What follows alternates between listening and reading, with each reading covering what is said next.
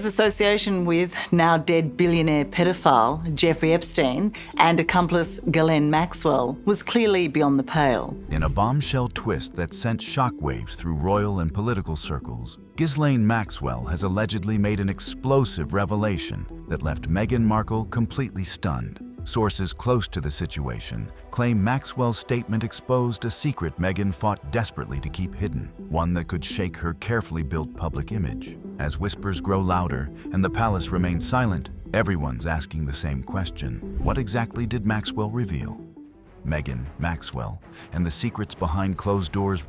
Rumors don't just appear out of thin air. Someone whispers, someone listens, and suddenly the whole world is watching. And right now, those whispers are painting Meghan Markle's life before the palace in a way nobody expected. Not the soft-spoken charity ambassador or the Hollywood dreamer chasing auditions, but a polished social climber who moved comfortably through high-level, shadowy circles where wealth and power traded hands far from cameras. According to the claims floating around, Meghan wasn't accidentally in those rooms. She fit in. The story suggests she knew how to walk into elite spaces, charm the right people, impress the ones who mattered, and glide past the ones who asked too many questions. And when those circles are connected to Jeffrey Epstein's world, the picture changes completely. Epstein's world was never about friendly dinners or harmless networking. These were private gatherings, unspoken favors, secret deals, and locked-door arrangements where reputations could be built or destroyed. And this is where everything becomes explosive. These allegations didn't come from tabloids, anonymous bloggers, or angry ex-friends. They came from Ghislaine Maxwell herself, the woman who was there, the woman who organized the parties, made the calls, chose who got access, and understood exactly what kind of game Epstein was playing. Ghislaine Maxwell, the one-time madam of billionaire pedophile Jeffrey Epstein. She saw who came and who left, who wanted in and who already belonged. So when she mentioned Meghan's name, even from a prison cell, people didn't laugh it off. They listened, because Maxwell wasn't guessing, she was remembering. Critics rushed to defend Meghan. They said Maxwell was bitter, desperate, and trying to drag down famous names so she wouldn't fall alone. And yes, Maxwell's reputation is destroyed forever. That part isn't up for debate. But that's exactly why people paused. If she's already disgraced, already convicted, already at the bottom, why risk lying about Meghan? What would she gain? Nothing? What could she lose? Potentially everything. So if she chose to speak, maybe she spoke because she knew her silence wouldn't protect her anymore. But the real twist is this. Maxwell's comments didn't come out of nowhere. Long before her statements leaked, lawyers attached to one of Epstein's most outspoken survivors, Virginia Giuffre, were already preparing a legal path that pointed directly toward Meghan. They wanted her to testify, not for publicity, not for drama, but because they believed she had real information. They openly stated that Meghan and Virginia weren't strangers. They knew each other.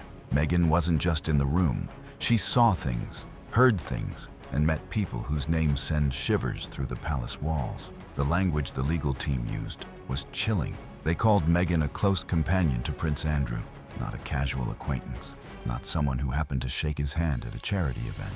A companion implies time together, conversations shared, trust formed, secrets exchanged. It implies rooms with heavy curtains and quiet voices when they thought nobody else was listening. And then came the part legal experts could not ignore.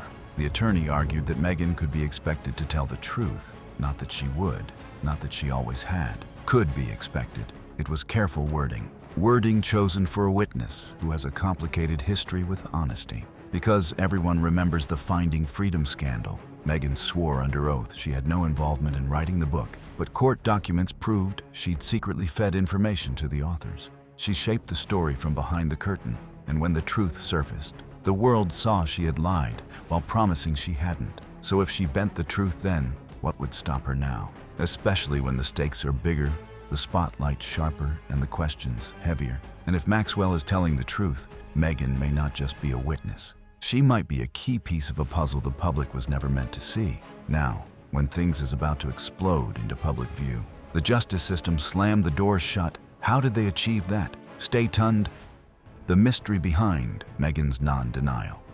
A major U.S. judge recently shut down the request to unseal Epstein's grand jury transcripts. The official explanation sounded noble enough, protecting victims and keeping their identities safe. But the second part of the ruling raised eyebrows everywhere. The judge said the hidden files contain nothing significant, nothing that changes what the public already knows. And that is where the alarm started ringing. Because if there's truly nothing in there, why protect the documents like they're national secrets? Why clamp them shut with the force of a federal vault? Anyone who has ever watched a scandal unfold knows one thing. Secrecy doesn't calm people down, it lights them on fire. Tell the public there's nothing to see, but block them from seeing it, and you guarantee suspicion.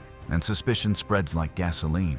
It got worse when multiple credible insiders began warning that Prince Andrew should brace himself for what might come out of those transcripts. Nobody uses language like that for meaningless documents. You only brace yourself when revelations are explosive, when connections are about to burst into daylight, when a carefully polished royal image is moments from cracking open like thin glass. And that's where Meghan Markle's name quietly slips into the picture. Because if Andrew appeared in those sealed files, and Meghan was connected to Andrew during that same period, then her name being mentioned isn't wild imagination. It's simply cause and effect. She was present. She attended the circles. She knew the people.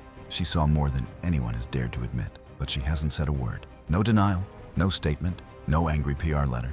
Total silence. And silence from Meghan Markle is unusual. Unsettlingly unusual.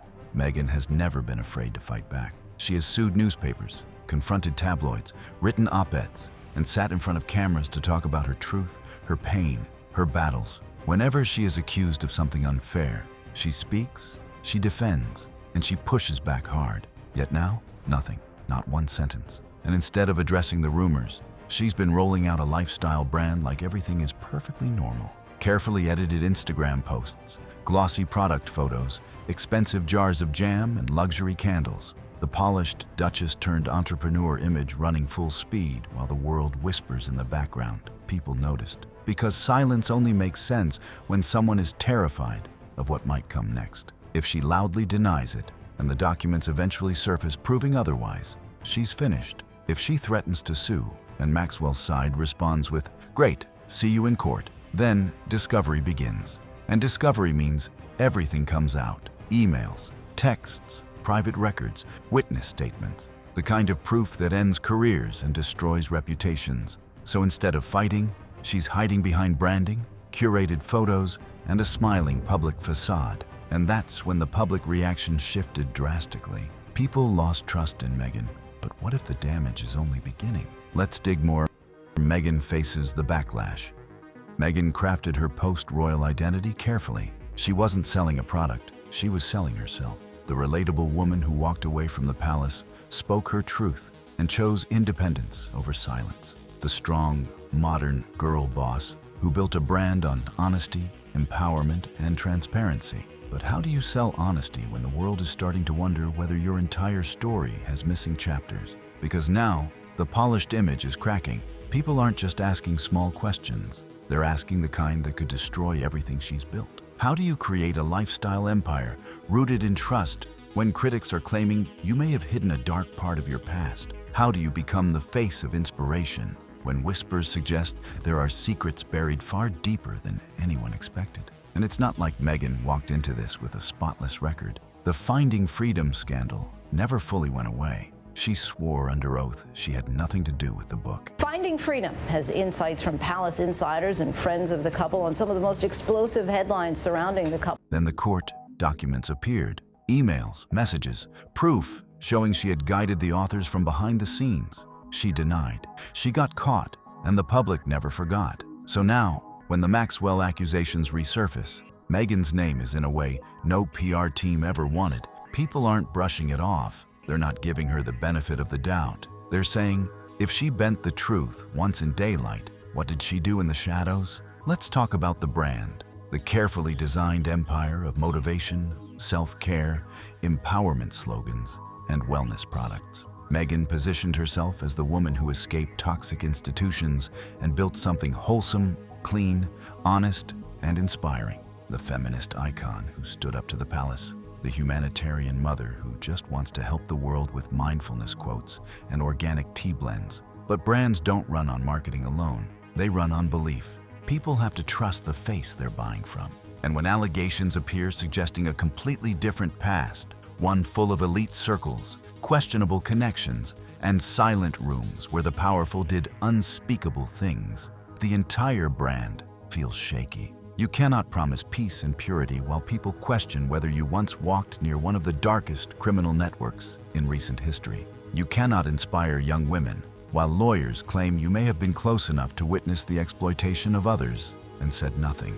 And here's the harsh reality. The public can forgive a flawed person. If Meghan had ever admitted involvement, made mistakes, confronted her past, or shown growth, the world loves a redemption arc. It's almost admirable. But this isn't redemption.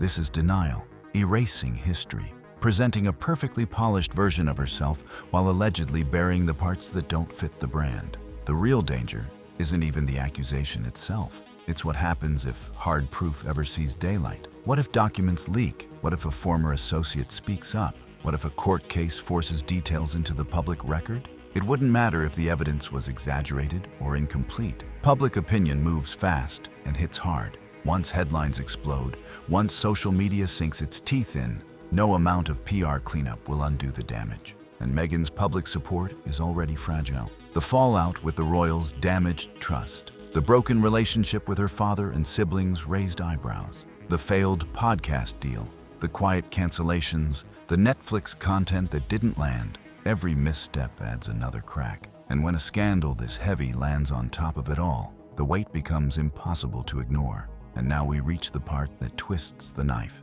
Harry wasn't told even a fraction of these accusations. If she kept this from her own husband, what else is buried? Stay right here to find out. The betrayal he never saw coming. Harry once stood as the prince who had everything: titles, tradition, the world's respect, and a family name that carried weight in every corner of the planet. And then he walked away, not just from the palace walls, but from the system he believed hunted his wife the same way it hunted his mother. He gave up his uniform, his homeland, and his identity as a working royal. For Meghan, for love, for protection. But what if the very woman he sacrificed his entire world for wasn't fully honest with him? Because now, cracks are showing in the story he believed. Not gossip column rumors, not internet conspiracy threads, but statements from lawyers and court filings pointing to Meghan's presence inside circles connected to Jeffrey Epstein, long before she ever set foot into royal life. One attorney didn't hide his words or sugarcoat a thing. He believed Meghan had first-hand knowledge. He believed she saw things. He believed she knew people. And most importantly, he believed she could testify. That isn't the kind of assumption a lawyer makes lightly. Attorneys don't risk reputations on whispers. They build cases on emails, witness statements, interviews, travel logs, phone records, and name after name after name. So when Virginia Giuffre's legal team hinted Meghan wasn't just a random acquaintance, but a potential witness, it sent shockwaves. It meant someone, somewhere, had receipts. And if Meghan was there during the same years Prince Andrew was accused of predatory behavior, why didn't Harry know? Why wasn't any of it mentioned before marriage? Before the Netflix deals? Before the global branding? The speeches? The talk of feminism and truth-telling? That isn't something you forget. It isn't something you didn't think mattered. If Meghan met Virginia, if Meghan traveled in those circles, if Meghan stood close enough to see what others ignored, then Harry deserved honesty. Harry and Meghan, the Duke and Duchess of Sussex, have been outspoken advocates for mental health awareness and education because he traded his crown, his bloodline, and his peace of mind to protect her. If she kept secrets that massive, that dangerous, that connected to one of the darkest scandals in modern history, that's not a marriage problem. That's betrayal at a level that breaks a man from the inside out. And now the pieces begin falling into place. Ghislaine Maxwell, allegedly named Meghan from behind prison walls, a mysterious CV, real or not, is rumored to detail a different life than the one Meghan sells to the public. A U.S. judge sealing Epstein's files, but insisting nothing important is inside, while insiders warn Prince Andrew to brace himself. None of this feels random. None of this feels harmless. And Meghan? She hasn't said a single syllable about any of it. No denial, no media statement, no legal pushback. The woman known for speaking up, fighting back, and suing tabloids has suddenly gone silent. Instead, she's posting jam jars, candles, and branding content, smiling for cameras, while the world whispers. Silence isn't neutral. Silence is a strategy, because if she denies it and documents surface, she's finished. If she threatens to sue and lawyers respond, "See you in court," then discovery happens. And discovery means everything becomes public. Emails, texts, photos, witnesses, dates, documents. For someone who claims transparency, silence is louder than a confession. That's why this scandal isn't fading. It has legal teeth, credible witnesses, and a timeline that makes too much sense to ignore. The vault of secrets may be locked, but vaults always have keys. People always talk. And when they do, the explosion will be far bigger than a royal family feud or a tabloid headline. Now let's pull the curtain back for a moment and revisit the explosive history that locked Ghislaine Maxwell behind bars. The dark fall of Ghislaine Maxwell. For years, Ghislaine Maxwell moved through the world of the rich and powerful like royalty. She attended private parties, charity events, and luxury gatherings where she shook hands with politicians, billionaires, and celebrities. But her glamorous life collapsed the moment her name became tied to Jeffrey Epstein, a man accused of running one of the most disturbing abuse networks of the decade. Overnight, Maxwell stopped being known as a socialite and instead became one of the most talked about figures in a dark and shocking criminal story. The accusations against her did not appear suddenly. Long before she ever stood in front of a judge, whispers were already spreading. After Epstein's first arrest in 2006, several young women told investigators the same unsettling story. Maxwell was the person who approached them. She would smile, compliment them, and make them feel special. Some said she promised money, modeling opportunities, or a chance to travel. Others said Maxwell acted like a mentor, helping them feel comfortable around wealthy circles. But their stories almost always ended the same way. Maxwell allegedly led them straight to Epstein. When Ghislaine Maxwell, the one-time madam of billionaire pedophile Jeffrey Epstein, Many victims said she wasn't just a helper, but the gatekeeper of the entire operation. While Epstein stayed in the shadows, Maxwell reportedly handled introductions, set up meetings, and made girls believe nothing bad was happening. She even gave rules on how to behave, how to dress, and what to say. At first, she treated them kindly. Then, according to testimony, things changed. Massages turned into abuse. Compliments turned into commands. And if anyone questioned what was happening, Maxwell reminded them to stay silent. Some were as young as 14.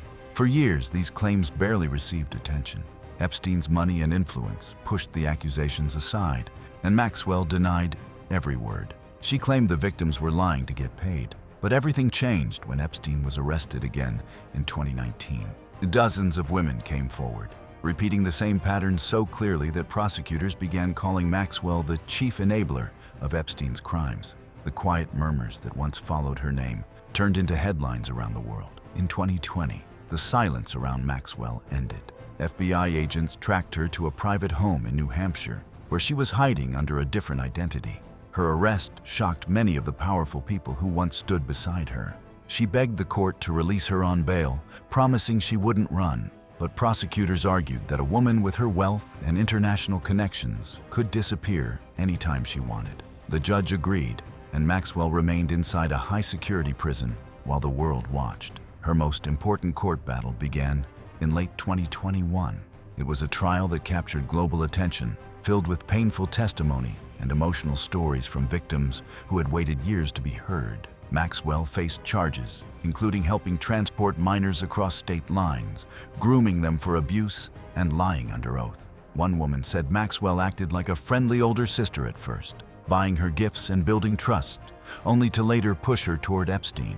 Another described Maxwell teaching girls how to please him and warning them about speaking out. The pattern was chillingly similar across multiple witnesses. The defense tried to fight back. They argued that the victims' memories were old, that facts were exaggerated, and that Maxwell was being blamed for everything because Epstein had died behind bars. They insisted she was a convenient target, not a criminal. But the jury did not believe them. After hearing weeks of testimony, they found Maxwell guilty on 5 federal counts, including sex trafficking of a minor. The judge sentenced her to 20 years in prison, one of the most significant sentences ever given in a case connected to Epstein. Her troubles didn't end there. In 2022, She was found guilty of lying under oath in earlier civil cases after a court ruled she had denied knowing anything about the abuse, even though evidence suggested otherwise. That ruling only strengthened the belief that Maxwell had hidden the truth for years. Even behind bars, lawsuits continue to pile up. Some victims want financial justice. Others simply want the world to remember what happened. Maxwell still claims she is innocent and insists she was made into a villain just because Epstein is gone. But many believe the court cases have already written her legacy in permanent ink. But do you think Meghan knew exactly what was happening? Or was she just in the wrong circles at the wrong time? We would love to hear your thoughts in the comments. Don't forget to like and subscribe.